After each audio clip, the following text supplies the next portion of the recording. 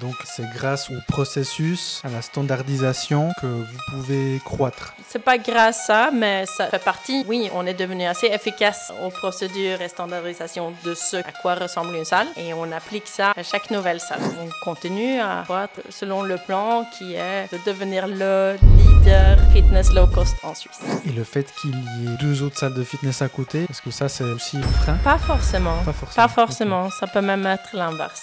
Ça peut être un indicateur qu'il y a de tel potentiel. Je pense que notre force, c'est un prix bas tous les jours, communiquer de transparence. Les gens qui viennent chez nous, ils savent que le gars sur le tapis de course à côté de moi, il paye autant que moi. C'est pas une question que j'ai loupé une offre.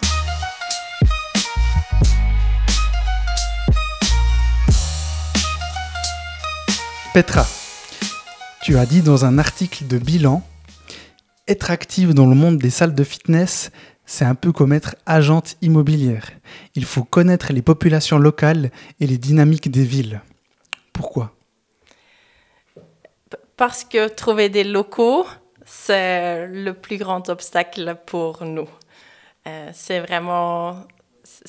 de trouver chaque nouvelle salle. C'est le début de le trouver, c'est le début de chaque salle, forcément, mais aussi de chaque réussite ou de manque de réussite. Depuis très tôt, on a su qu'on pouvait grandir plus vite. On avait les moyens, les capacités, les ressources, mais le point bloquant, c'était toujours de trouver une salle qui allait cocher tous les critères de Non-Stop Gym. Et on a aussi su qu'on ne voulait pas faire des compromis pour beaucoup de choses. Donc, ça a été vraiment le point critique de trouver et signer la prochaine salle. Et est-ce que c'est toujours le cas ? Est-ce que c'est toujours le point critique pour vous ? C'est toujours le point critique, okay. Le plus difficile. Et qu'est-ce qui fait un bon emplacement ? Alors, déjà, il faut le potentiel de client, c'est-à-dire qu'on doit toucher, être proche de suffisamment de gens. Les gens ne vont pas traverser la ville pour aller au fitness. On a déjà assez d'excuses pour ne pas y aller. Oui, complètement. Donc, il faut qu'on soit proche des gens. Il faut qu'on soit visible, accès facile. Pour nous aussi, avec un accès 24 heures sur 24, qui, du coup, idéalement, est direct depuis la rue, mais pas forcément. Et ensuite, que le local lui-même donne envie à faire du sport. Donc, qu'il y a des hauteurs sous plafond, il y a une luminosité, et bien sûr, les mètres carrés nécessaires.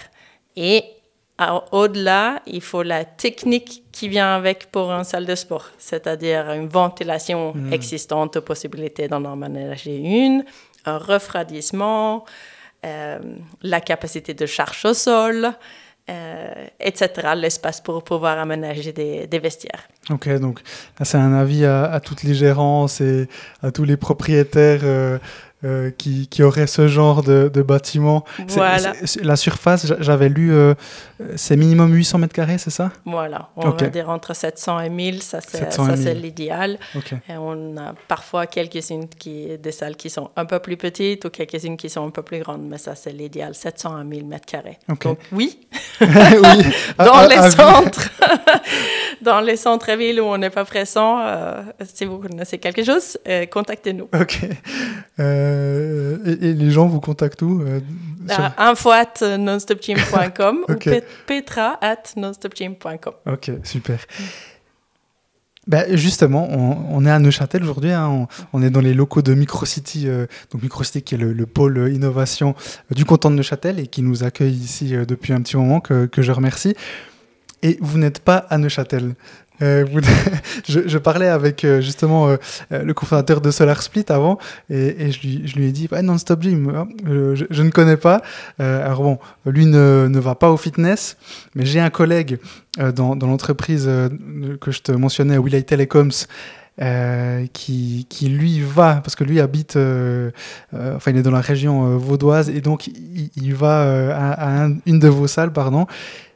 Pourquoi est-ce que vous n'êtes pas à Neuchâtel ? Oui, je suis de même avis. Pourquoi est-ce qu'on n'est pas à Neuchâtel ? On aimerait beaucoup être à Neuchâtel, Mais voilà, on n'a pas encore trouvé le local disponible qui coche toutes les cases pour une bonne salle non-stop gym. Ok, mais donc c'est une volonté potentielle. Oui,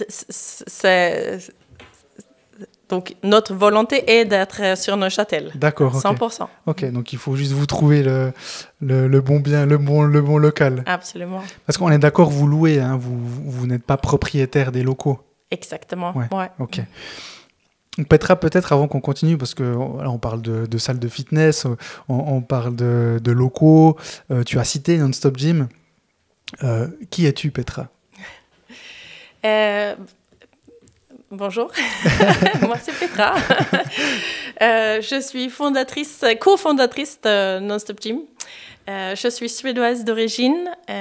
Par éducation, je suis ingénieure et j'ai commencé à travailler dans le Fast Moving Consumer Goods avec Procter & Gamble où j'avais 12 ans de carrière. J'ai commencé en informatique, mais en tout, j'ai appris un peu à créer une marque dans le brand building. Et c'est surtout ça que j'ai appris avec moi dans cette aventure qui a démarré il y a 13 ans, où mon associé et moi, on a lancé l'idée de Non-Stop Gym, un fitness à petit prix, qui est ouvert 24 heures sur 24, mais qui tout autant offre tout ce qu'on veut dans une salle de sport. Donc pour la qualité, il y a pas de compromis. Mmh. Justement, je regardais un petit peu sur votre site internet, j'ai fait quelques recherches. Aujourd'hui, c'est 42 clubs en Suisse. En tout cas, peut-être ça a déjà évolué. 42. 42, ok. Mes chiffres sont bons. Fin 2023, 50 000 membres.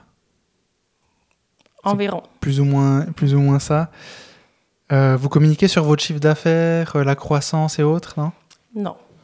Si je fais une estimation, parce que à 600 francs par année, environ, hein, 49 par mois, donc environ 600, 50 000 membres, bah, voilà, si on fait vite le calcul, 600 fois 50 000, ça fait 30 millions. J'avais lu justement qu'il vous fallait une salle d'environ 800 mètres carrés et 1000 abonnés pour pouvoir tourner.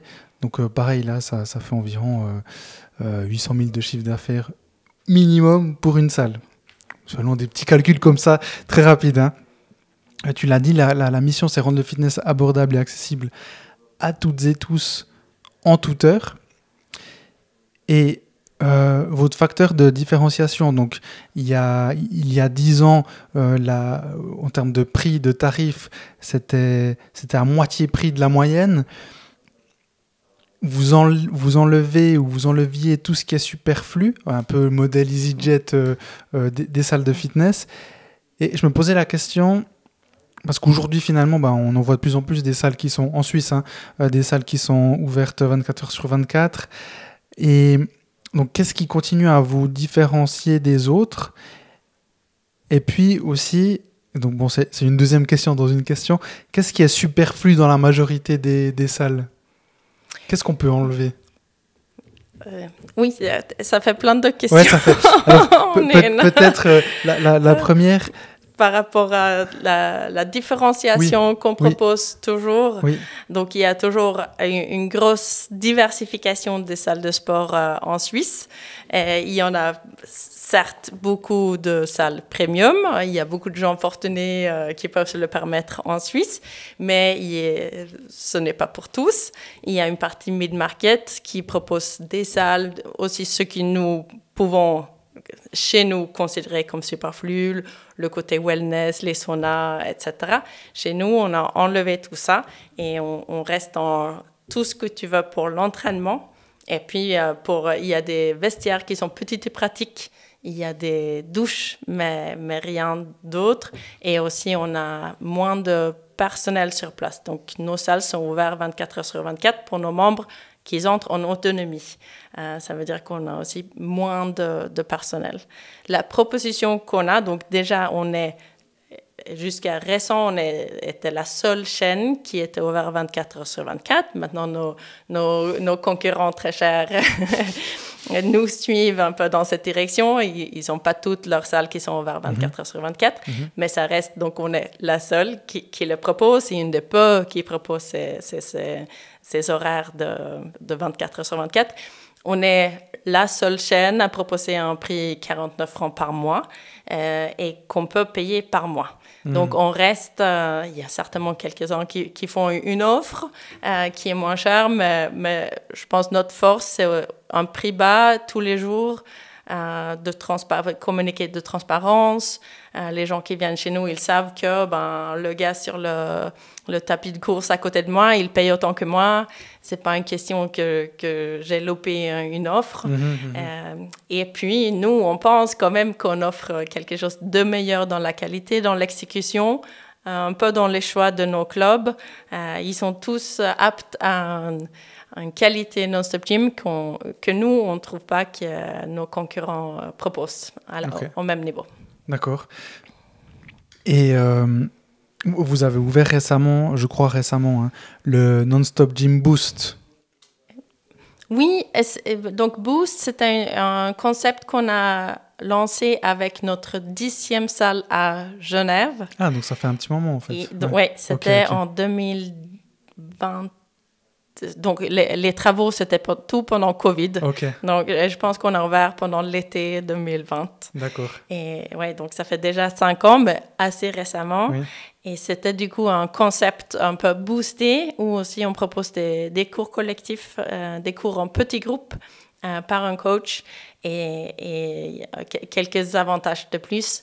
Et on a fait ça, pour voir est-ce qu'il y a possibilité de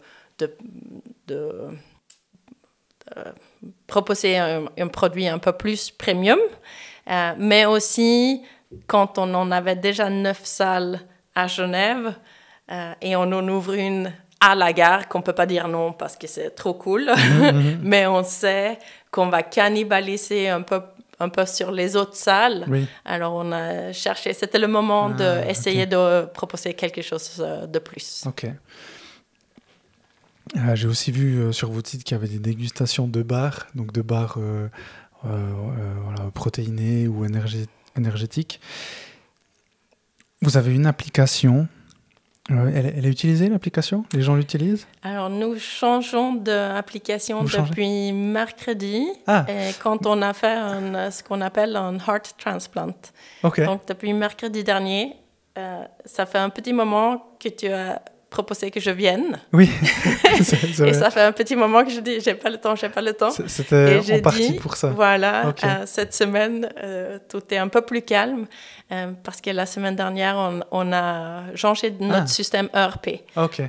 Donc, tout le logiciel qui gère tous les abonnements, toute la facturation, tout le paiement, tous les accès des ports, tous les mailings, tous les renouvellements, on a remplacé. Okay. Et avec ce nouveau logiciel, on a une nouvelle appli qui est un peu plus performante et on espère qu'elle va être un peu plus utilisée. Okay.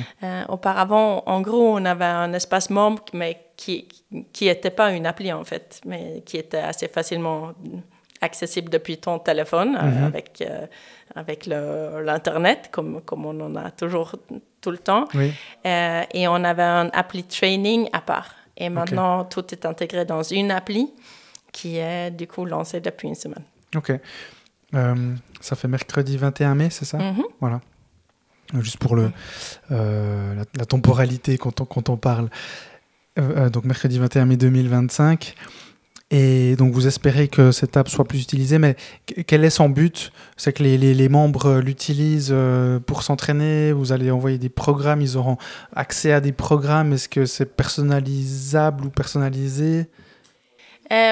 Alors, premier objectif, c'est de pouvoir se servir pour tout ce qui est administratif. Okay. Facture, contrat. Oui, pour voir son contrat, télécharger son contrat, résilier son abonnement, payer ses factures, télécharger un certificat médical, etc. Okay.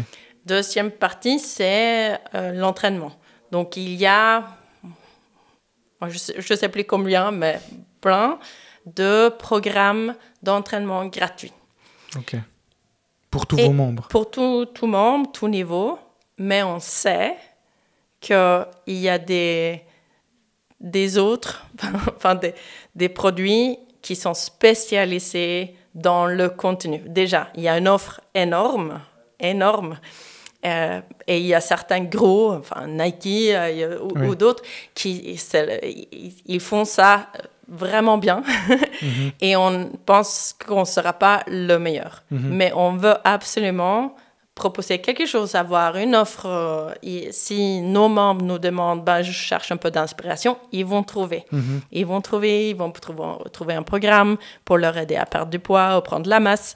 Ils sont débutants, comment est-ce qu'ils démarrent. Donc, on a des programmes pour accompagner un peu tout le monde, mais on sait que s'ils deviennent adeptes d'un programme qui leur guide via leur téléphone, fort probable, ils vont aussi passer à une autre application dans la suite. Donc, administration, training et un peu communautaire. Okay. Donc là, on explore et il y a aussi certaines limitations dans l'appli, mais je pense que ça peut devenir plus un outil qui nous met en relation, qui crée un peu plus de communauté entre les non-stoppeurs, comme on appelle nos membres. Ok, donc il y a cet objectif de créer une communauté autour de la marque, du fitness de manière générale. Vous faites des événements ? Oui, on fait des événements hors salle et en salle.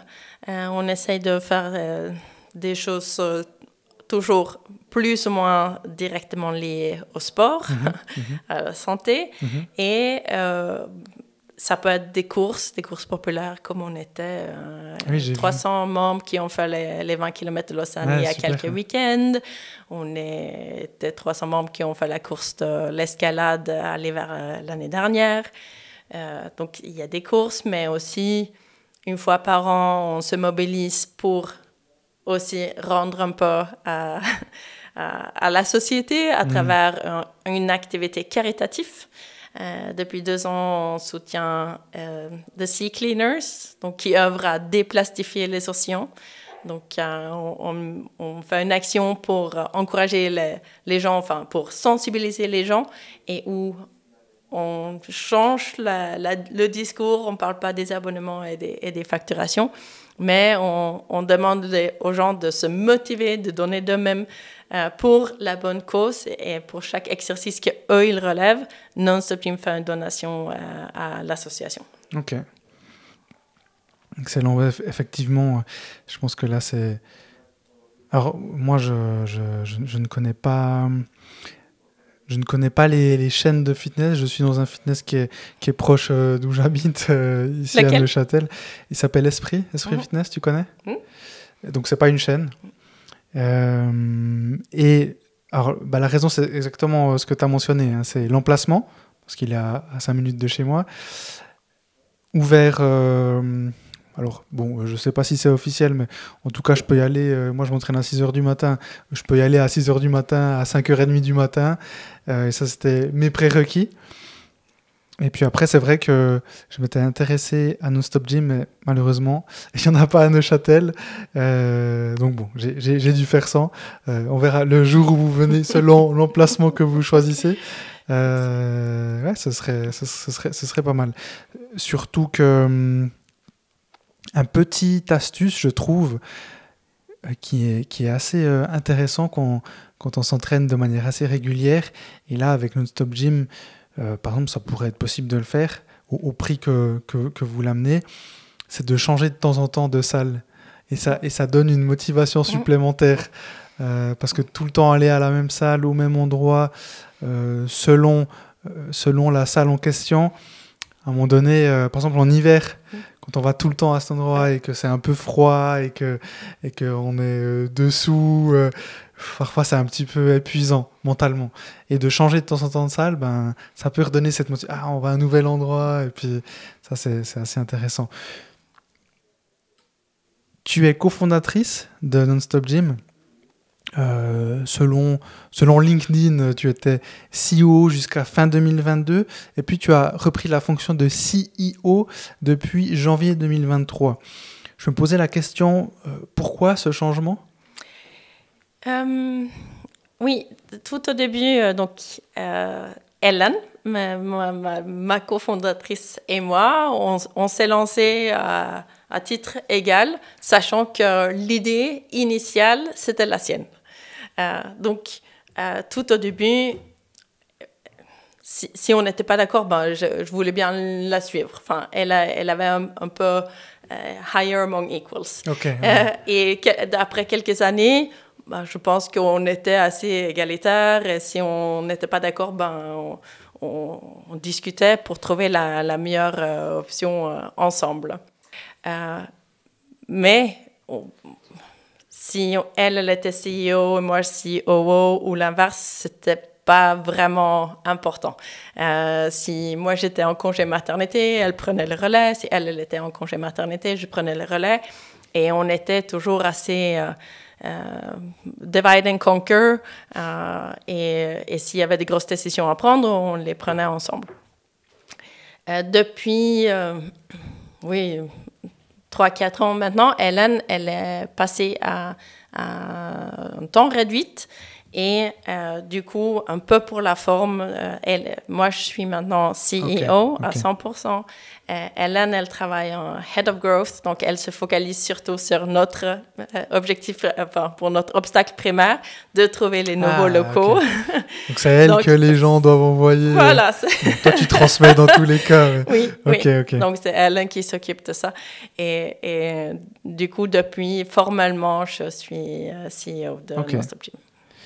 Et est-ce qu'il y a eu un impact suite à cette adaptation ou ce changement? Il y a eu quelques changements, certes, mais je sens que Hélène, elle est toujours accessible si j'ai besoin d'échanger, même si elle travaille un peu moins, elle est toujours disponible pour moi. Okay. Donc non, elle travaille un peu moins, enfin je l'espère, mais pour moi, elle reste accessible. Et non, je pense que ce sont des formalités si ça va changer. Ok, d'accord. Parce que, bon, donc... là, finalement, vous continuez quand même à fonctionner en quelque sorte en tant que binôme. Oui. Parce que vous étiez amis à la base, hein, ou bien comment ça s'est... On était collègues. copines. Ouais. On se connaissait, on faisait du ski ensemble de temps en temps et on travaillait en l'occurrence ensemble chez Procter & Gamble, mais où il y avait 2000 et je ne l'ai quasiment jamais croisé au travail, hors pour aller luncher. D'accord. Donc nous, on ne se connaissait pas tellement et je pense qu'on a eu beaucoup de chance. Enfin, au moins, moi, j'ai eu beaucoup de chance. J'espère qu'elle est là aussi. Mais ça fonctionne très bien. Alors que c'était pas... On ne savait pas que ça allait fonctionner tellement bien. Mais oui, ça fonctionne très bien. On est assez complices. Et si on ne l'est pas, on arrive à trouver les accords sans se batailler. Oui, ok. Hélène est aussi suédoise. Vous vous êtes rencontrés en Suisse ou en Suède? Ouais, non, on s'est rencontrés en Suisse. En Suisse, ok. En Suisse, ouais. Moi, j'ai commencé chez Procter & Gamble en Suède, qui m'a emmenée ici. Hélène, elle a été emmenée ici par Procter & Gamble, tout de suite. Elle a démarré sa carrière ici. Ok. Et pourquoi est-ce que tu as suivi Procter & Gamble en Suisse? Là, j'étais dans la carrière Procter & Gamble. Okay. Carriériste, t'avais ton plan un peu Oui, un peu, mais surtout, c'était le siège européen, c'est à Genève. Oui. À Stockholm, il n'y a pas tellement de positions d'avancement, donc c'est assez normal. Tous les chemins mènent à Genève ou à Cincinnati, Ohio. Donc, je suis bien contente d'être à Genève. En Ohio, tu voulais pas un peu moins quand même. Et voilà, donc oui, je suis venue ici, c'était pas une grosse décision, ça faisait partie de mes projets d'explorer un peu le monde et le potentiel dans ce job. Ouais, ok. Hélène a l'idée de NonStop Gym parce qu'elle ne trouvait pas de fitness qui lui convenait. Un peu le modèle qu'elle avait en Suède, donc qui est ouvert 24 heures sur 24, enfin voilà un peu tout le concept dont on a parlé. Elle t'en parle, tu me corriges si je me trompe, restructuration ou deux trois éléments chez Procter & Gamble. Elle décide de partir, et toi tu étais en congé mat Et donc, bah, tu décides aussi d'aller dans cette aventure avec Hélène. Pourquoi l'avoir suivi en congé mat en plus dans le sens où bah, finalement tu viens d'avoir un petit être qui rejoint ta vie et tu décides de rejoindre une aventure périlleuse, risquée. Pourquoi? Est-ce que c'est les hormones post... Non, certainement, il y a un élément d'ignorance, hein, ça c'est sûr. Mais je savais aussi que Procter & Gamble, c'est un milieu de travail très exigeant. Oui, et mon travail, mon mari, il y était aussi. Okay. Donc, pour moi, 2 carrières Procter & Gamble où tu es demandé de travailler tard, tu gères très peu toi-même ton agenda. Je savais que je ne voulais pas continuer chez Procter & Gamble. Et du coup... cette opportunité, elle s'est présentée. Au début, on travaillait pas trop. Bien sûr, on travaillait, on voulait faire avancer cette idée, mais même si on voulait travailler, on n'avait pas 30 000 choses à faire. Puis, on se rend vite compte que d'ouvrir une salle de sport qui est ouverte 24 heures sur 24, c'est pas l'idéal si tu veux travailler moins. mais je trouve hors des problèmes techniques où j'ai dû intervenir à 2 heures du mat ou un dimanche, je gère mon agenda moi. Ouais. Et du coup, s'il y a un rendez-vous pédiatre ou s'il y a un événement à l'école, ben, j'y suis, sans problème. Alors que dans l'environnement Procter & Gamble, s'il y avait une présentation vers un grand chef, ben, je n'aurais pas pu avoir cette flexibilité-là. Ok, alors effectivement, quand on a son entreprise, il y a une flexibilité parfois, pas tout le temps, hein, ça dépend aussi dans le stade dans lequel on est, ça dépend si on a des équipes, ça dépend à quel point on est peut-être aussi dans l'opérationnel à suivre des projets, à faire des présentations clients, etc. etc. Mais n'empêche qu'effectivement, on a cette flexibilité-là.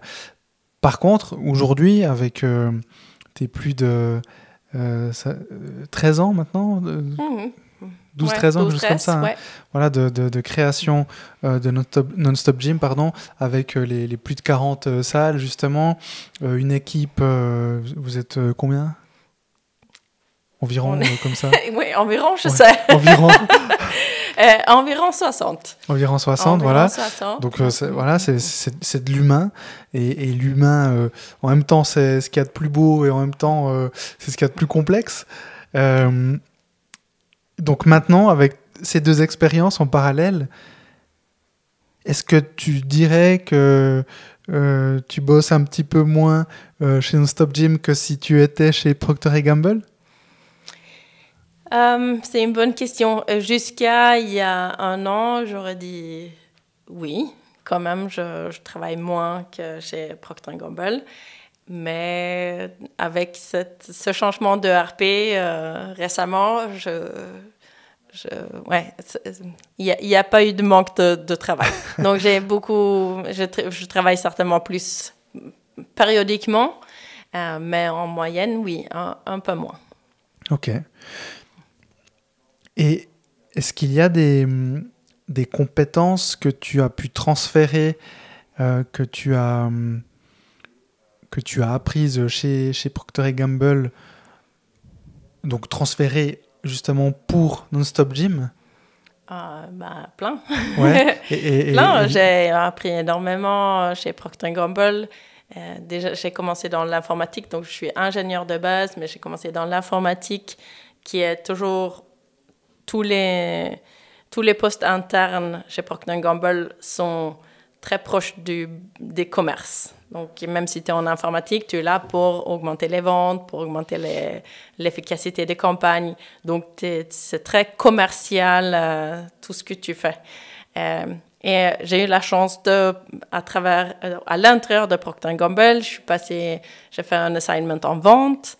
Et j'ai changé de fonction après et j'ai atterri dans le marketing où j'ai fait mes 5 dernières années. Et là, j'ai vraiment appris à créer des campagnes, à créer une marque, à comprendre plus autour de tous les côtés commerciaux d'un produit ou un service. Et ça, c'est très utile dans le monde de start-up. Donc, déjà, de base, je suis assez généraliste. Je connais beaucoup sur beaucoup de choses et très peu sur beaucoup de choses. Et c'est un peu dans cet esprit-là que j'ai continué à apprendre plus, à étendre l'univers dans lequel je connais un peu.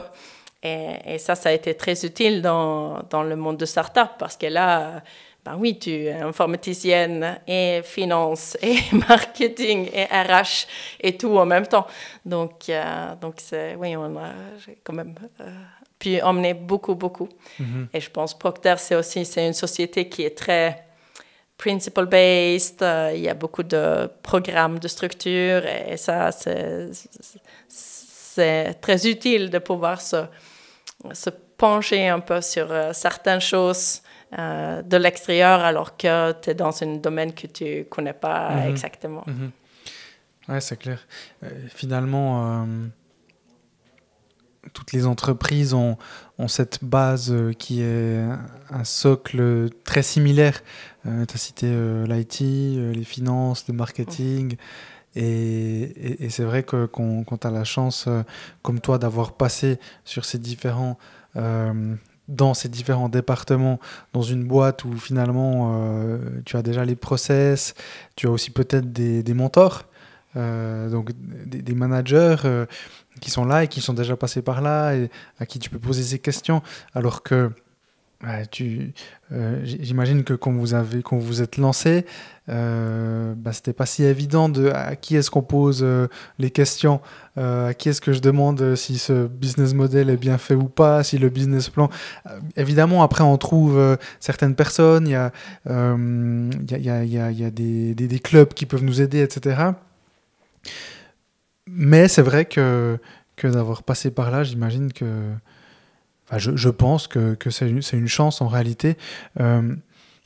Par contre, si tu étais très spécifique, si tu n'avais pas évolué dans ces différents secteurs, peut-être qu'effectivement ça aurait été encore plus challengeant.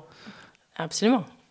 Ouais, c'est intéressant parce que des fois en parlant avec certains amis qui aimeraient se lancer à un moment donné, ils ont parfois l'impression dans l'entreprise dans lesquelles ils sont que c'est entre guillemets une perte de temps et moi je trouve que non, parce disons il n'y a pas un seul chemin, il n'y a pas une seule façon de le faire, mais en tout cas je pense qu'il faut effectivement prendre un maximum d'où on est, de la situation à laquelle on a aujourd'hui, et puis ensuite essayer de prendre et transférer le tout pour la suite. Absolument. Et c'est ce que vous avez fait. Hélène, elle avait plus ou moins le même profil que toi? Alors, elle a commencé dans le purchasing, dans l'achat, ouais. Et elle a aussi atterri en marketing. Ok. Elle est aussi ingénieure. D'accord, ok. Intéressant. Et tu as parlé de process, on a parlé de l'app, où finalement vous avez tout ce qui est administratif dedans aussi. Donc ça fait complètement partie d'un processus de scaling, de croissance en français. Comment est-ce qu'on scale une chaîne de fitness? Donc justement, évidemment, il y a les process, éventuellement l'application pour centraliser le tout. En termes de formation, comment vous faites Ouais, je pense qu'on a, en gros, on a un blueprint pour chaque nouvelle salle. Donc, elle contient, déjà, on a mentionné les critères pour signer. Ensuite, on a un cahier de charges pour la transformer en une salle non-stop gym. Ça inclut quel carrelage on prend, quel sol, quel tapis, etc. Tout, donc ça, vous avez déjà, c'est standardisé. Ça on a tout. On a la campagne marketing, les éléments, le bleu, les slogans, les prix, on a tout ça. Donc il y a beaucoup de choses qu'on répète pour chaque salle, mais on est bricks and mortar. Hein? Donc, il y a des murs, il y a de limitations. Et pour croître, il faut ouvrir des nouvelles salles. OK. Et donc, c'est grâce au processus, à la standardisation, que vous pouvez croître. C'est pas grâce à ça, mais ça fait partie. Oui, on est devenu assez efficace aux procédures et standardisation de à quoi ressemble une salle, et on applique ça à chaque nouvelle salle. Et c'est fait de façon intuitive et claire, que c'est adaptable parce que chaque salle a ses défis, ses différences. Donc, on ne peut pas être psychorigide non plus, mais on a un concept suffisamment souple pour que ça fonctionne, et on arrive à le contourner, l'adapter pour chaque nouvelle salle. OK. Mais typiquement, quelle est la barrière à l'entrée de vos concurrents? Pourquoi est-ce qu'ils ne peuvent pas faire comme vous? Ou la personne qui nous écoute et qui s'était dit, qui ne connaissait le Neuchâtelois ou la Neuchâteloise qui ne connaissait pas Non-Stop Gym parce qu'elle n'est jamais sortie de Neuchâtel et qui n'est pas dans le monde du fitness, des salles de fitness, et qui se disait mais il manque une salle de ce genre. Qu'est-ce qui l'empêche de le faire?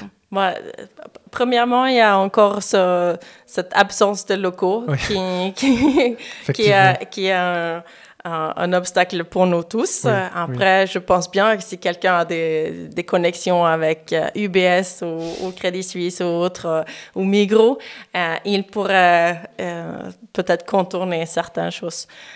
Deuxièmement, c'est sûr que le fonctionnement est aussi essentiel. Ça doit être fluide quand tu as des milliers de membres avec des milliers de facturations, des milliers de paiements. Ça doit fonctionner. Tu dois pouvoir te fier à ça. Et ça, c'est critique pour que ça puisse fonctionner. Et aussi pour nos membres, quand on a quand même créé une marque, on a créé quelque chose je pense que les gens ont confiance en nous, ils nous connaissent, je pense qu'ils aiment bien. et la possibilité de venir pour 49 francs, de s'entraîner dans 42 salles, ce qui veut dire que, j'espère peut-être un mauvais exemple à Neuchâtel, mais sinon on est peut-être proche de ton lieu de travail, de tes parents, où tu habites. Et ça crée un réseau où 1 + 1 n'est pas 2, mais 3. OK. Je réfléchis vraiment à Neuchâtel. Mais par contre, c'est intéressant le cas de Neuchâtel. Pour les personnes qui n'habitent pas Neuchâtel ou qui ne connaissent pas très bien ou pas du tout Neuchâtel, c'est une petite ville. Tout est concentré. Donc le centre-ville est très petit. Donc c'est pas forcément pertinent que votre salle typiquement soit vraiment au centre-ville. Mais par contre, c'est vrai que j'ai l'impression que l'emplacement est très important. Location. Ouais. Et comment vous analysez on a fait quelques analyses un peu plus sophistiquées en avec mesurant des outils qui sont disponibles par des consultants, des outils de population, de réseau, de passage. Tu peux citer certains des outils? Non. On a fait une grosse étude avec un consultant. Donc, c'est eux qui ont fait... Donc, nous, on appelle ça White Spot Analysis, mais je ne pense pas que ça, c'est le nom de l'outil. Je pense que c'est le nom de l'analyse de cours. Mais basé sur des données disponibles ou achetables au niveau suisse.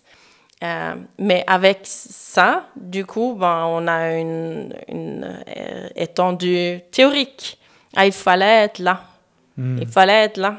Mais je t'ai déjà dit, nous, quand on choisit, on a beau vouloir être là, il n'y a rien.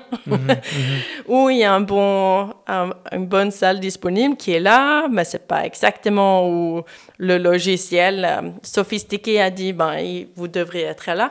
Donc, oui, je veux bien dire qu'on est sophistiqué et qu'on a des outils sophistiqués pour décider où on va, mais la réalité, c'est que si on trouve un bon endroit, on juge plus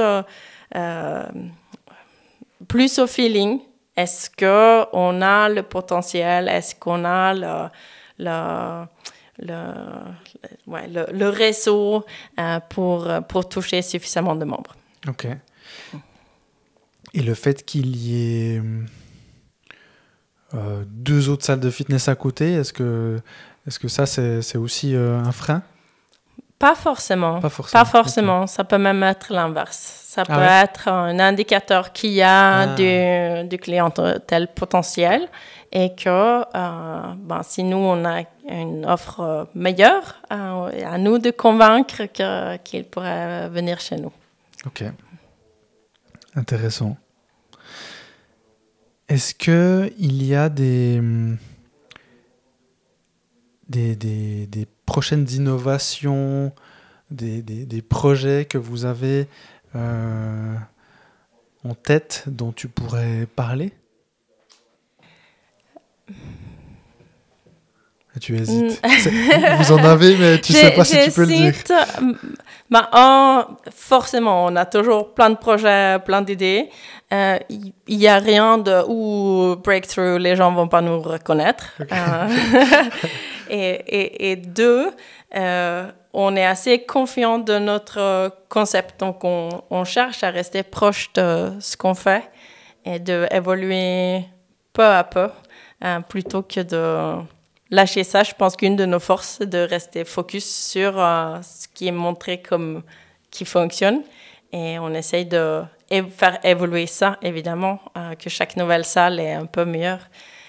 Mais c'est pas des innovations complètement à part. D'accord. Les salles ne sont pas des franchises. Elles vous appartiennent et vous gérez le tout. C'est juste, hein? Oui, okay. C'est ça. Ok. Au début, parce que je pense qu'il le fallait, parce qu'on on ne savait pas nous-mêmes, donc il fallait garder proche de comment est-ce qu'on évolue. Aujourd'hui, je pense qu'on a suffisamment de blueprint qu'on pourrait avoir des franchises, mais c'est pas ce qu'on cherche. Mm-hmm. Après, s'il y a quelqu'un qui aimerait faire un partenariat avec nous, on pourra en discuter. Mm-hmm. Mais... Ok. Tu as parlé de congé mat. Enfin, j'ai dit que justement, c'est pendant ton congé mat, il y a 12-13 ans que tu es parti de Procter & Gamble. Et ensuite, tu as rementionné le congé mat, ou c'était avant, je crois. Tu as 2 enfants? J'ai 2 enfants. 2 enfants, ouais. Mmh. Donc, au début, effectivement, comme tu l'as dit, il y a évidemment, il y a toujours des choses à faire, mais peut-être que c'est un peu moins contraignant. Ensuite, l'aventure démarre vraiment. 1 salle, 2, 3, 4, 10, 40. Ça fait qu'aujourd'hui, tes enfants sont... Enfin, en tout cas, ils sont plus en si bas âge que ça. Donc, un petit peu plus autonomes. Comment tu gères la maternité? En plus, tu as dit que ton mari était chez Procter & Gamble. Il est toujours chez Procter & Gamble? Non. Il est plus. Ok, d'accord. Ok. Mais il a un travail qui prend beaucoup de temps aussi. Il a eu un travail qui prenait énormément de temps jusqu'à Noël. Et depuis, il est en pause. En pause, ok. En pause, oui, actuellement en pause. Ouais. Alors, disons, avant Noël, comment est-ce que tu t'organisais avec tes enfants? On trouve toujours des moyens. Hein, et je trouve que on a un bon setup où... mon mari et moi, on a pu être présents. Mais oui, on a eu une nounou qui nous aide 4 après-midi de la semaine. Et et avec la flexibilité que je dis tout à l'heure, que s'il y a quelque chose, je peux être là. Et puis, on reste assez familial, donc week-end assez sacré D'accord, ok. pour passer beaucoup de temps ensemble. Donc, en termes d'organisation, tu t'imposes des horaires, disons, typiquement les week-ends, est-ce que tu bosses pas, comment tu fonctionnes? Typiquement, je bosse pas. Ok, généralement tu bosses pas, ouais. Mais quand il y a une migration ERP, tu bosses. Oui, c'est ça. Okay. Mais généralement, non. Et ça a toujours fonctionné. Et du coup, je trouve que, oui, mon équilibre entre travail et famille, ça a toujours fonctionné assez bien. Ok. Et toi-même, tu vas dans vos salles? Je suis le cordonnier mal chaussé. Okay. J'aime beaucoup le sport, donc j'adore être dans... Plutôt outdoor ou bien? Moi, perso, je préfère faire le sport outdoor, surtout en cette saison, mais peut-être aussi, surtout en hiver, si c'est en journée, on peut avoir quelques rayons de soleil. Donc oui, j'y vais parfois. J'aime bien y aller, mais je ne suis pas sortie du monde de fitness. C'est pas mon sport à moi. Okay. Et quelque part, avec Hélène, qui est plus fitness que moi, mais non plus une passionnée avec des idées très fortes un fitness doit être comme ça, j'adore ceci, ça c'est le meilleur. Et je pense qu'on a pu utiliser cette manque de conviction personnelle pour être un peu plus à l'écoute aux membres en général, pour assurer qu'on fait les bons choix pour nos membres et pas forcément parce qu'on a une conviction individuelle. Mm-hmm. C'est vrai que c'est ce que tu disais, tu l'as dit à un moment donné, c'était pas l'ignorance, le mot m'échappe. Oui, quand on a commencé, j'ai parlé de l'ignorance. T'as dit ignorance, ouais. J'ai dit ignorance, voilà, je ne sais pas si c'est le bon mot en français. Mais je cherchais un autre mot, mais... et bon, c'est pas grave, on va dire l'ignorance. Effectivement, l'ignorance ou le manque de connaissances sur un sujet, lorsqu'on se lance dans ce sujet ou ce secteur en question, peut être parfois très bénéfique parce qu'on n'a pas des œillères et puis on a donc un cadre qui est beaucoup plus large. Donc ça, c'est vrai que c'est intéressant et ça, c'est vrai partout. C'est vrai partout. Oui, je pense que ça marche peut-être pas si vous voulez être chirurgien. Non, effectivement. Mais dans certaines industries, oui, je pense que ça peut se montrer pas un vrai obstacle ou peut-être même bénéfique. Oui, mais c'est vrai que... Bon, la médecine, en l'occurrence, sont des longues études, bien que j'imagine qu'avec un bagage différent et ensuite faire de la médecine, ça peut aussi apporter tout d'un coup un autre axe qui ne serait pas venu si on n'avait pas eu ce bagage en question. Sauf erreur, Non-Stop Gym, c'est ta première expérience de création d'entreprise, hein, c'est juste. Ouais. Toi, quand tu étais... j'aimerais bien un peu comprendre d'où tu viens, dans le sens Suède, ok, mais comment était ton enfance? Est-ce que tes parents ont créé des boîtes? Est-ce qu'ils étaient entrepreneurs dans le sens, est-ce qu'ils aimaient entreprendre, créer, ou pourquoi, d'où ça vient? Ma mère, elle est prof à l'université et mon papa architecte. À un moment, il a ouvert son propre étude d'architecture. Mais je n'ai pas vécu ça comme un gros projet entrepreneurial. Donc Non-Stop Gym, tu dis? Non, pour mon père. Ah, Quand lui, il a commencé sa propre étude. Oui. On dit étude architecturale, son propre bureau. Ouais. Mais par contre, j'ai toujours... On a fait beaucoup de choses avec les mains. Donc, je pense que quand j'avais 6 ans, j'ai bricolé mon premier lit superposé avec ma sœur, avec un marteau et des planches qui traînaient dans le jardin à la maison de campagne.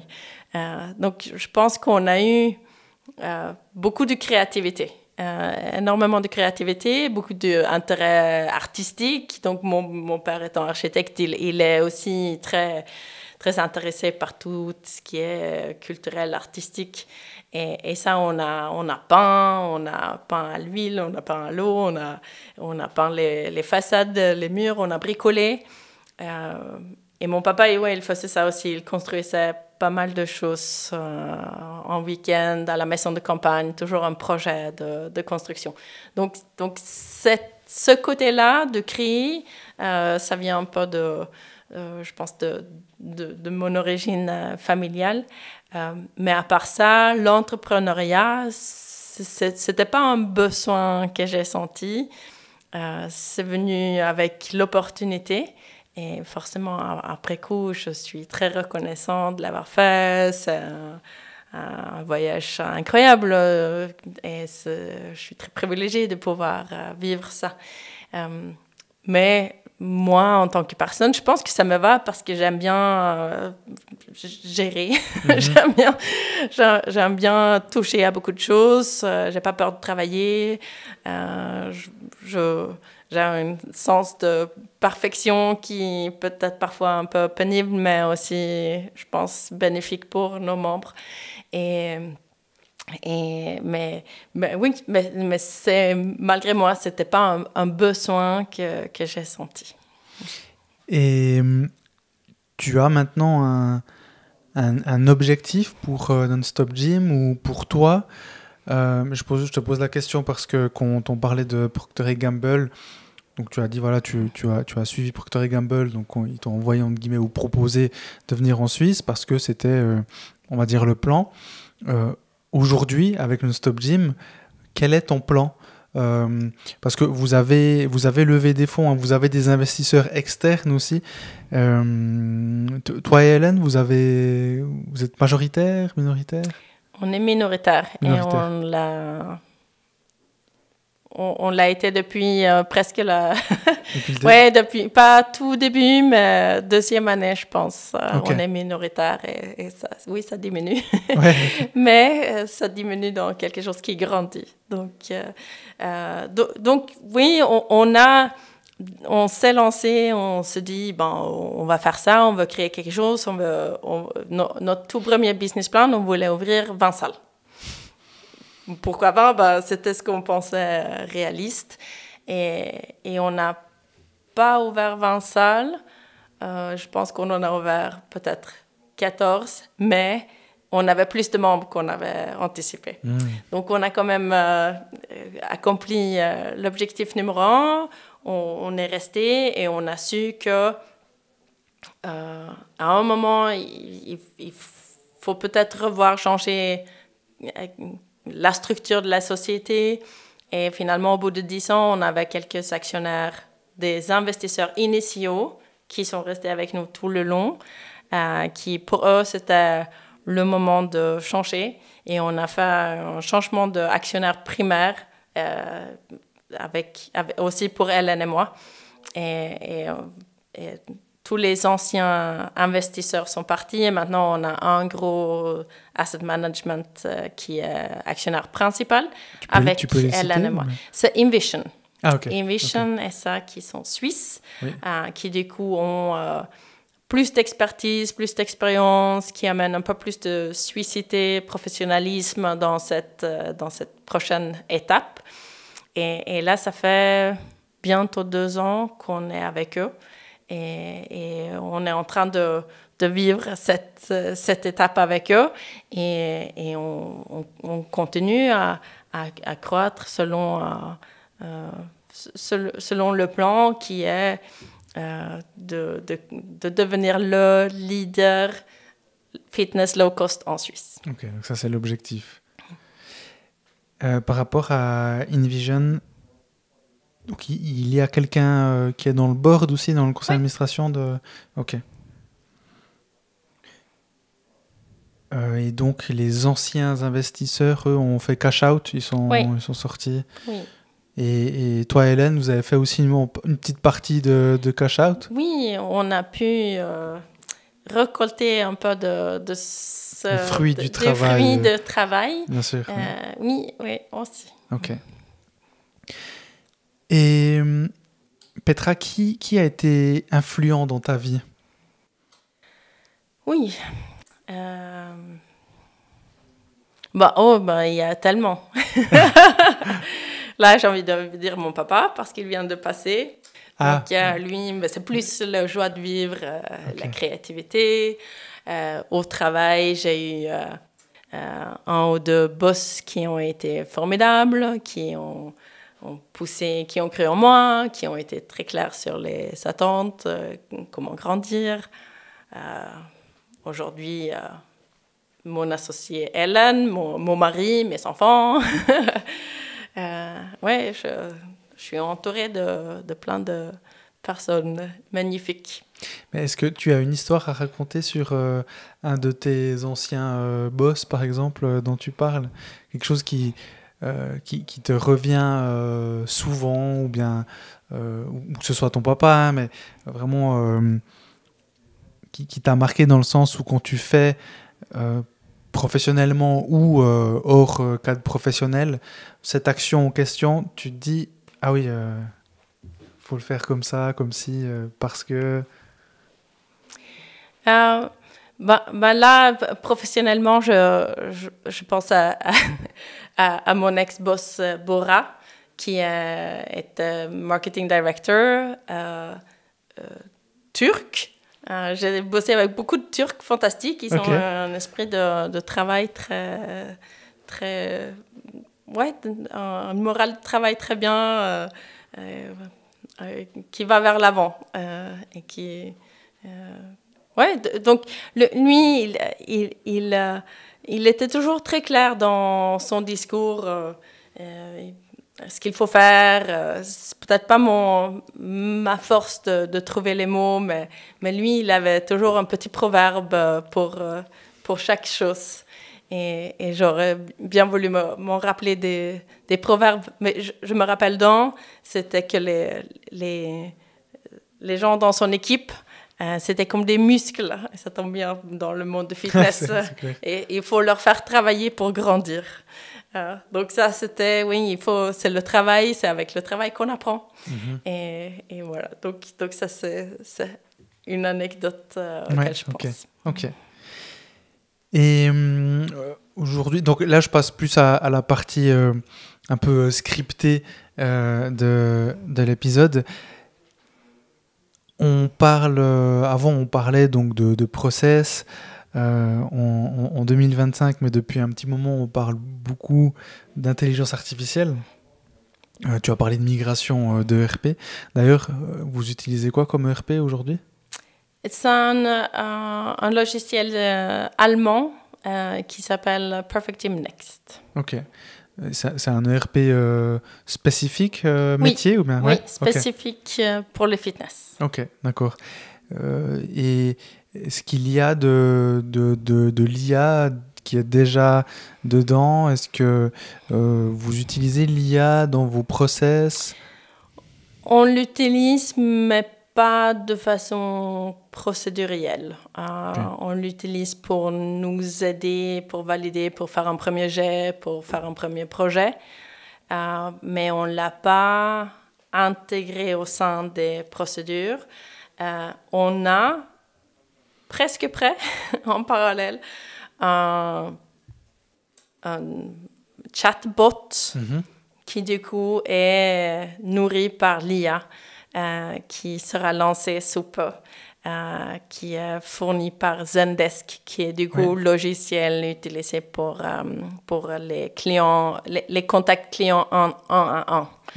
Et là, on a un chatbot qui va venir, qui sera là pour aider à répondre aux questions les plus fréquentes, sans retard, sans attente, etc. Ok. Et ce chatbot, donc, il sera sur vos sites internet? Oui. Ok. Dans l'app aussi? Non. Pas dans l'app? Non, parce que c'est à part. Donc, peut-être que ça viendra avec le fournisseur. L'appli vient du coup de Perfect Gym Next. Donc là, on est un peu contrainte à ce qu'eux, ils proposent. Ce qui est bien, c'est qu'ils ont des grosses chaînes de fitness avec qui ils travaillent. Donc, ils ont beaucoup de choses auxquelles nous, on n'a pas songé, mais pas forcément chaque vœu que nous, on a, ils vont le réaliser bien parce sûr. qu'ils gèrent leur propre univers pour la totalité des fitness qui sont leurs clients. Ok. Et donc, tu as dit que toi, tu faisais du sport plutôt outdoor, donc à l'extérieur.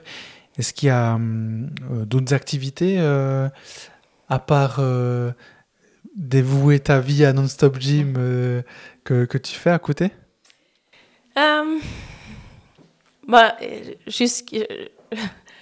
Je pense que j'ai arrêté à peu près en même temps avec le trail running, un peu quand j'ai commencé avec le côté enfant et non-stop gym. Ah, d'accord, ok.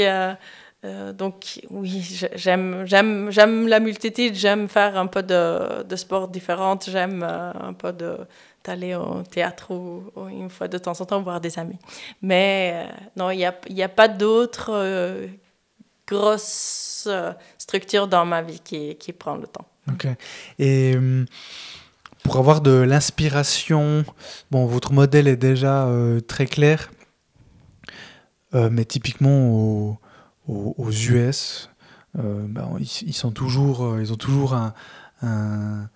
je sais pas, quelques années d'avance, typiquement sur le sport, mais pas que. Est-ce que vous y allez de temps en temps ou de loin, vous regardez pour voir un petit peu analyser ce qui pourrait être mis en place aussi dans vos salles? Typiquement, l'Irox, tu connais l'Irox Oui, HY, oui. Exactement, Mm-hmm, exactement. oui. HYROX, Irox, qui est bon, ça existe depuis, en vrai, ça existe depuis, je crois, 2019, 2018, quelque chose comme ça, mais c'est la tendance depuis, disons, 1 an, 2 ans, en tout cas en Suisse, 1 an et demi, qui est cet événement qui mélange course à pied et quelques exercices, on va dire, exercices physiques, donc c'est une course urbaine. Selon les photos que j'ai vues sur votre site internet, vous avez aussi cette partie entre guillemets cross-training, donc avec des tapis pour les chariots, tout ce qui est sled. Donc, est-ce que vous mettez tout ça, quand je dis tout ça, c'est ce que dans toutes vos salles, vous avez une partie un peu plus fonctionnelle comment vous répartissez le tout? Oui, donc chaque salle a 5 zones précises. C'est la zone cardio, les machines guidées, un peu traditionnelles, les poids libres, donc les poids plus pour les, les plus costauds, et la zone fonctionnelle, plus ludique, plus de poids de corps ou pas. Il y a des cages, il y a des sleds, il y a plus d'activités variables. Dernière zone, c'est une zone que pour femmes. C'est un mini-gym qu'on a aménagé dans la salle pour proposer aux femmes un espace un peu plus intime. Et ça, vous l'avez dans toutes les salles? On l'a dans toutes les salles, sauf une. Mais oui, sinon oui. Ok. Ça me fait penser à un élément dont je voulais parler avec toi. C'est la proportion d'actifs versus non-actifs de vos clients. Tu sais, on entend souvent... Bon, on entend souvent... c'est le 31 décembre, nouvelle résolution, je veux aller au fitness, je m'inscris. Les personnes commencent 3 fois par semaine ou plus, et ensuite gentiment de moins en moins, et puis au final on paye un abonnement d'1 an dans le vide quasiment. Après vous, on peut payer on peut payer de manière mensuelle, donc peut-être on évite ça, mais vous avez des statistiques par rapport à ça? Oui, bien sûr. Donc déjà, oui, quelque part, ça fait partie de l'industrie qu'on, nous, les hommes, on veut s'investir, on veut faire mieux, on veut se remettre en forme et on se lance. Et puis parfois, on perd la motivation et on se retrait. Je pense, je ne vais pas parler des autres, mais ce n'est pas du tout notre stratégie d'avoir des gens qui ne viennent pas. Pourquoi? C'est facile parce que les gens qui ne viennent pas, ils ne vont pas renouveler. C'est sûr. Et nous, on cherche surtout la longévité des membres. Ce sont les membres qu'on veut. On ne veut pas ceux qui ne viennent pas. Donc, s'il y a quelqu'un qui commence et puis après ne revient pas, on a des procédures où on essaye de les rattraper par des emails, des encouragements, peut-être un appel pour encourager que les gens reviennent. Mais c'est vrai, on a environ un tiers de nos membres qui ne viennent plus, environ un tiers qui vient environ une fois par semaine et un tiers qui vient plus fréquemment. Ok. Et ça, par rapport aux concurrents, vous savez ce qu'il en est des autres? Je ne sais pas. Ce que je sais, c'est quand on parlait à notre logiciel auparavant, on disait oui, il faut qu'on relance ça, il faut qu'on envoie un rappel, il faut qu'on envoie pour dire vous allez renouveler, alors que non, il ne faut pas, vous allez réveiller les ours qui dorment. Oui, on veut les réveiller. Donc ça n'a jamais vraiment été notre stratégie et je sais qu'un peu dans l'industrie, il y en a qui sont un peu... Ouais, coquin, c'est pas le bon mot, mais qui trouve c'est pas mal si je laisse tourner cet abonnement. Ouais. Alors que ça n'a jamais été notre philosophie. Ok. C'est très bien. Et justement, quand j'ai commencé cette question-là, je te demandais si en termes d'inspiration, vous alliez de temps en temps ailleurs. Alors je disais les US, ça peut être d'autres. Typiquement, l'idée vous est venue de chez vous, de Suède. Donc c'est vrai en général, j'ai l'impression qu'en Suisse, au niveau du sport, un peu la culture aussi. Quand je dis culture, c'est pas la culture... c'est culture, c'est cinéma, c'est musique, podcast, typiquement. On est toujours un petit peu en retard. Il y a les États-Unis, ensuite il y a la France et ensuite il y a la Suisse. En tout cas, c'est un petit peu comme je le vois. Et aux US, vraiment, là-bas, le sport, c'est la folie. Tu te retrouves avec des salles énormes, des étages, avec, tu peux aller faire de la natation dans ta salle de fitness, tu peux aller, il y a tous les cours imaginables, il y a vraiment tout. Vous allez chercher des inspirations? Donc, moi, je n'ai pas été aux US, mais je sais que le 24-hour fitness, je pense que ça vient de là, il y a 40 ans. Donc, c'est sûr, on est reconnaissant des choses qui viennent des US. Notre operations manager était là pour 5 jours, il y a un an environ, pour faire un tour avec notre fournisseur de machines pour justement s'inspirer de... Qu'est-ce qu'il y a, quelles sont les prochaines tendances, etc. Donc, c'est sûr, on apprend, il y a des choses à apprendre, mais il faut aussi reconnaître, oui, c'est différent, c'est plus grand, mais chez nous, l'infrastructure, elle ne permet pas. Donc, des formats plus petits, ici, je pense que ça a son sens. On ne va pas commencer à faire des giant mall fitness parce que ça marche aux US. Je pense qu'ici, c'est plus proximité, etc., qui est primé ici. Donc oui, on essaye de s'inspirer, de voir quelles sont les prochaines tendances, sachant que les prochains défis sont ici et pas trop loin de ce qu'on a déjà. Et vous avez enlevé les saunas, par exemple. Et aujourd'hui, on en voit de plus en plus, tu sais, au bord du lac, à Neuchâtel, par exemple, il y a quelques roulottes. Il y en a aussi le long du lac Léman. Les gens se baignent de plus en plus dans le lac en hiver. Donc, il y a tous ces bienfaits aussi qui arrivent. Est-ce que ça, ce serait pas un créneau aussi pour vous? Alors, bon, après, peut-être qu'effectivement, faut augmenter les prix, et j'ai bien compris que c'est pas l'objectif, mais étant donné que les gens cherchent de plus en plus le sauna, les bains froids, on était... Alors, il me semble qu'ils enlèvent les saunas aussi, je dis le long du lac, par exemple. Donc, en fait, on n'a plus trop de sauna, ou alors, il faut aller au bain. Et le bain froid, on n'en a plus non plus, parce que le lac n'est plus froid. Mais c'est peut-être une super idée, mais c'est pas pour nous. Ok. Ouais, non, Ok. je pense, on connaît nos forces, c'est pas dans le sauna, c'est pas dans le wellness. Ok. Donc non, jamais. Ok. Voilà. Comme ça, c'est très clair. Et c'est là, justement, c'est votre force aussi. Enfin, je veux dire, on doit savoir, on doit connaître notre cheval de bataille et savoir... Alors, tout en gardant potentiellement les yeux ouverts pour certaines opportunités, mais tout en restant dans son créneau. Parce qu'effectivement, si vous commencez à faire ça et que vous devez commencer, alors, soit vous perdez en marge, ou alors vous devez commencer à augmenter les abonnements, finalement, vous ne deviendrez pas le leader du entre guillemets bon marché, du low cost dans les salles de fitness. Ok, comme ça c'est balayé. J'aurai pas de bain froid et de sauna dans mon non-stop gym à Neuchâtel.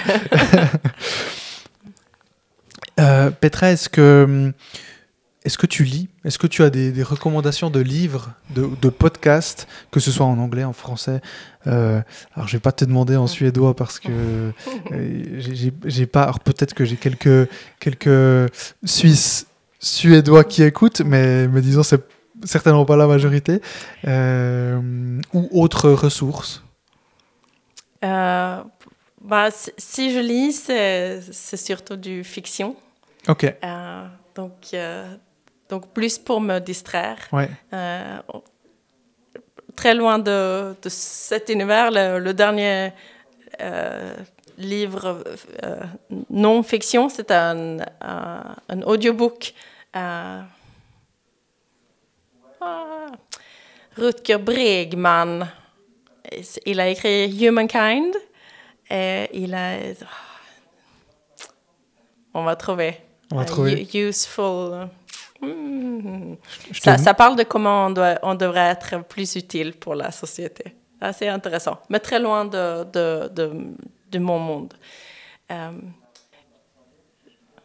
Okay. Oui, si j'avais su, j'aurais pu prendre... Parce que, j'ai un livre qui parle de... C'est le e-myth.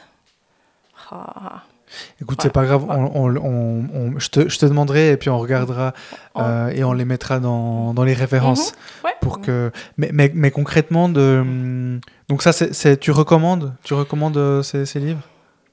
Oui, c'est sûr. Moi, il y a des livres fantastiques avec beaucoup de sagesse. C'est pas où je vais moi pour me renseigner. Moi, je Google ou je parle aux gens. Okay. C'est mon approche. Ou je réfléchis. Okay. J'analyse plus moi-même. Qu'est-ce qui fait? Qu'est-ce qu'on sait déjà? Qu'est-ce qu'on peut comprendre de ce qu'on a déjà vu? Qu'est-ce qu'on a fait? C'est peut-être plus mon go-to source pour trouver les réponses. Ou tester. Et l'IA? Alors... je suis trop vieille. Désolée. Ça fait pas partie de mes habitudes du tout. On n'est jamais trop vieux. Ouais. Non, non, je sais, il y a mon mari qui est à mon âge qui l'utilise énormément. Donc, il est en train de planifier nos vacances, là. Ah oui, voilà, tu vois. Donc, oui, pourquoi pas. Ça fait pas partie de mes habitudes. Okay. Et peut-être pas où j'irai poser mes questions les plus importantes. Ouais. Bon, maintenant, il y a des IA qui sont mises dans des serveurs en Suisse. Je pense notamment à Infomaniac qui fait qui fait un mélange de LLM, donc d'IA générative, pour que justement, nous toutes et tous en Suisse ou ailleurs, hein, mais en Europe, puissions les utiliser et qu'on sache que ça reste en Suisse, que ce n'est pas lu, que le modèle n'est pas entraîné ou en tout cas pas d'une certaine façon. Donc, sans aller trop dans l'ingénierie et créer avoir son serveur à la maison et mettre son IA dedans, ça devient vite quand même assez compliqué. Enfin, en tout cas, c'est technique. On peut utiliser des modèles un peu plus souverains, comme ceux que propose Infomaniac. Donc, ça peut être intéressant. Mais d'accord, alors j'ai bien compris, pas d'IA pour toi. Et puis... Trop bien. Une question que j'ai jamais posée, je crois, en tout cas en podcast, et que j'ai re-entendue d'un podcast que j'aime beaucoup aux US. Quel est ton meilleur achat en dessous de 100 francs? Ou ton meilleur dernier achat en dessous de 100 francs? Et je trouve que c'est une bonne question parce que parfois on peut vraiment obtenir des réponses qui sont hyper intéressantes ou hyper cool, et en moins de 100 francs, j'ai envie de dire quasiment tout le monde peut aller se l'acheter. Running shoes. Running shoes? Ouais. Pour moins de 100 francs? Ouais, peut-être qu'elle coûte 110. des en promo. Des Running chaussures de shoes en course. promo. Je ne suis pas une consommatrice. Okay. J'achète très peu. Ouais. J'achète des choses quand j'en ai besoin. Et j'achète peu. J'ai acheté une lampe de vélo le plus cher au monde. Il coûtait presque 100 francs. Okay. Incroyable. Mais elle illumine très bien. Ok. Et donc tu disais, pour toi apprendre, tu poses des questions aux personnes, à des gens? À des gens ou à moi-même ou à mon entourage. Ouais, j'aime bien discuter. Okay. J'aime bien échanger autour d'un sujet. Et puis, il y a plein de bonnes personnes qui soit ont des bonnes réponses ou qui ont les bonnes questions à leur tour pour faire évoluer la solution. Et c'est peut-être ça le plus... Le plus valable, c'est, je pense, ceux qui posent les bonnes questions, qui t'aident à trouver toi-même l'avoir. Ben oui, quand on y pense comme ça, c'est sûr, il faut aller dans cette direction-là. Et quelle est la dernière grande réflexion ou dernière grande question que tu as posée ou que tu as allé chercher? Je sais pas. Il y a des grosses questions, des petites questions tout le jour. Okay. Avec ce changement de ERP, il y a beaucoup de contraintes qu'il faut aller voir. Qu'est-ce qui est réellement important? Qu'est-ce qu'on cherche vraiment? Donc, on peut plus faire comme on a eu l'habitude de faire. Et si ça change, et alors... est-ce que c'est important? Est-ce qu'il faut faire un développement pour ça? Est-ce qu'il faut payer pour ça? Est-ce qu'il faut changer nos procédures? Ou est-ce que tout simplement on peut vivre avec et puis peut-être que ça passera complètement inaperçu? Ouais, je réfléchis, je réfléchis à ce que tu dis. Et pour rentrer dans le monde des salles de fitness, est-ce que,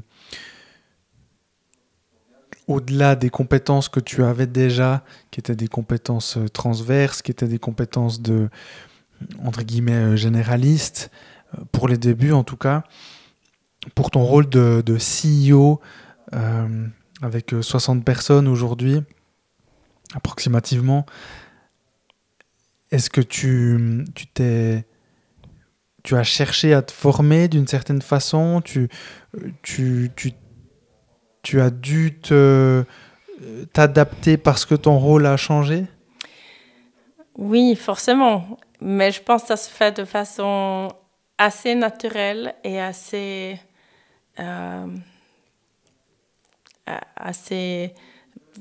sur le champ. Donc, moi, je ne suis pas allée suivre des formations. Mon associé non plus. On apprend, on fait quelques erreurs, on corrige, on continue.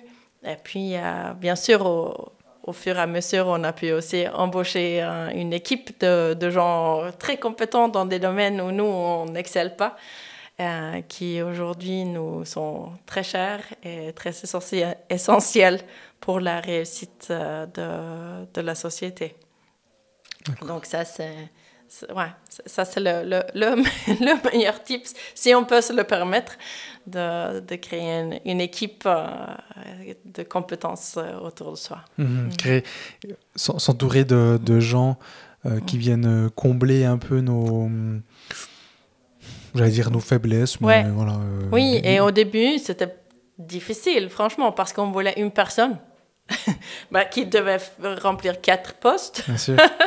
Donc, si moi, j'en avais 6 et elle en 6, on se dit, on garde 4 chacun et il y a quelqu'un qui vient prendre 4 postes, mais c'est très difficile de trouver une personne pour ces 4 postes. Aujourd'hui, quand on est un peu plus grand, on est un peu plus clair sur quel est le rôle de chacun et quel est le rôle vacant qu'on crée, quelles sont les responsabilités qu'on cherche à remplir. Ouais, c'est clair. Petra, j'ai un concept où l'ancien invité pose une question et il ne sait pas à qui il va ou elle va poser cette question. Et donc là, la question qui t'est posée aujourd'hui est la suivante. Quel est ton trait de personnalité qui t'aide le plus au quotidien et celui qui te demande le plus de travail? C'est le même. Ou c'est deux? Je pense que ça peut être deux ou ça peut être le même. Parce qu'intuitivement, pour le premier, je dirais mon attitude positive. D'accord. Ta positivité. Même quand en toutes circonstances. Ouais. Enfin, je boude pas. Ok. Même quand c'est très stressful et ça marche pas, au lieu de râler ou aller dans l'obscurité, je reste. Alors, qu'est-ce qu'il faut faire? Alors, comment est-ce qu'on trouve la solution? Ça vient très naturellement pour moi et je pense que c'est très utile et c'est sûr, il y a des moments où on a beaucoup de raisons de baisser les bras ou de bouder ou de trouver que c'est quand même pas juste ce qui m'arrive. Mais quand on a pu focaliser sur il faut trouver une solution et on a réussi à contourner. Tu as toujours été comme ça? Oui. Depuis toute petite? Oui, j'ai toujours été positive. Okay. Après, tes parents sont positifs? Les situations d'enfants, c'était différent, je pense. Bien sûr. Mais oui, c'est quelque chose que j'ai appris de la famille, je pense. Okay. Le trait qu'il faut travailler un peu plus, c'est peut-être plus un control freakishness. Donc, oui, il faut savoir lâcher et laisser prendre les ailes et faire confiance. Ouais. Donc en français, le contrôle, quoi. Ouais. Ok. Et tu travailles là-dessus? J'ai pas de procédure mais je suis au courant. Ok, t'en es consciente. Je suis consciente que c'est pas dans ma nature et qu'il faut que je lâche. Ok. Donc pour l'instant, tu es au stade où tu le sais, mais tu fais pas forcément de travail sur toi-même pour lâcher prise. Non. Ok. Non, je fais pas de travail sur moi-même.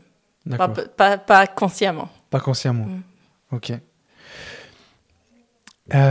Petra, la dernière question que je pose à mes invités, c'est de connaître la définition du succès pour toi. Moi, je pense que c'est de pouvoir faire ce qu'on choisit de faire. C'est-à-dire, si je choisis ce que je veux faire.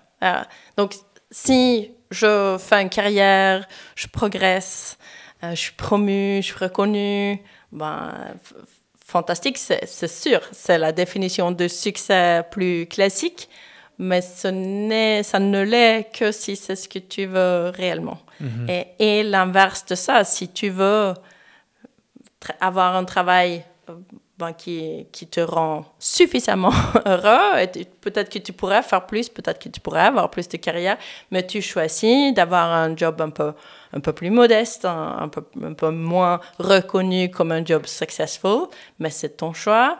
Je préfère avoir ce travail et avoir le temps pour le reste, pour ma famille, pour mes passions. Donc, je pense que c'est vraiment dans cette nuance de pouvoir faire ce que tu veux faire, ce que tu choisis de faire. Mm-hmm. Si tu peux faire ça, tu es successful. Et est-ce que tu penses que c'est à la portée de tout le monde ? Disons tout le monde. Disons en Suisse, par exemple ? Non. Non, je pense que c'est pas parce que tu veux être successful que tu l'es. Non, malheureusement pas. Mais il faut aussi, du coup, récalibrer un peu, de ne pas aller courir chercher ce qui va être difficilement atteignable pour que tu ne perds pas ta vie à chercher ce qui viendra, mais il faut être heureux dans le moment. Et si c'est très, très important, alors faut mettre les moyens pour, mais parfois il faut récalibrer et aussi voir, j'ai ça, et il faut être heureux avec ça, et j'espère qu'on va pouvoir, chacun pourra dire que je suis successful dans mes choix. Mm-hmm. Et ça, c'est important d'être heureux maintenant. Et c'est pas forcément facile. Absolument. Parce qu'on est dans l'anticipation, on est dans qu'est-ce qu'il y a demain, qu'est-ce que je fais demain, je dois préparer ci, je dois préparer ça. Donc cette course au futur. Absolument. Ou, à l'inverse, cette frustration aussi du passé. Dans quel sens ? Frustration du passé. J'ai pas fait ci, j'ai pas fait ça, je l'ai pas fait comme j'aurais dû le faire. I don't do regrets. Exact. J'ai pas de tatouage, il faudrait le tatouer. c'est très important. Une copine à moi, quand elle était jeune maman, elle a dit I don't do guilt. Je ne fais pas je ne me second guess pas. Je me culpabilise pas pour ce que je fais de mon mieux. Et pour moi, c'est les regrets. Ça sert à rien. Mm-hmm. Si c'est pas fait. Bon, qu'est-ce qu'on fait demain? Oui, exact. Et qu'est-ce que tu dirais à la personne qui nous écoute et qui veut créer comme toi tu l'as fait sa boîte, sa start-up, mais qui justement n'a peut-être pas le courage, n'a peut-être pas le réseau, on parle beaucoup de réseau aussi. Quel est le tips que tu lui donnerais, qu'est-ce que tu lui recommandes? Oui, je viens de dire, c'est peut-être pas pour tout le monde. Hein. Je veux pas vendre du rêve. C'est pas facile, c'est pas évident. Il y a beaucoup de startups qui survivent pas leur première année. Mm-hmm. Et je pense qu'il y a beaucoup de startups qui ne seront jamais des startups, qui restent des idées, des concepts. Bien sûr, c'est peut-être triste, mais c'est peut-être aussi, si on doit échouer, c'est mieux d'échouer tôt, plutôt que tard. Donc, si on veut, chercher, trouver les convictions, les données, peut-être dans un premier temps pour rassurer peut-être des investisseurs ou peut-être des alentours pour assurer que c'est pas une idée prise dans ma tête, mais une idée qui pourra réellement fonctionner. Et dans le monde de Procter & Gamble, c'est data, donc il y a énormément d'analyse du marché.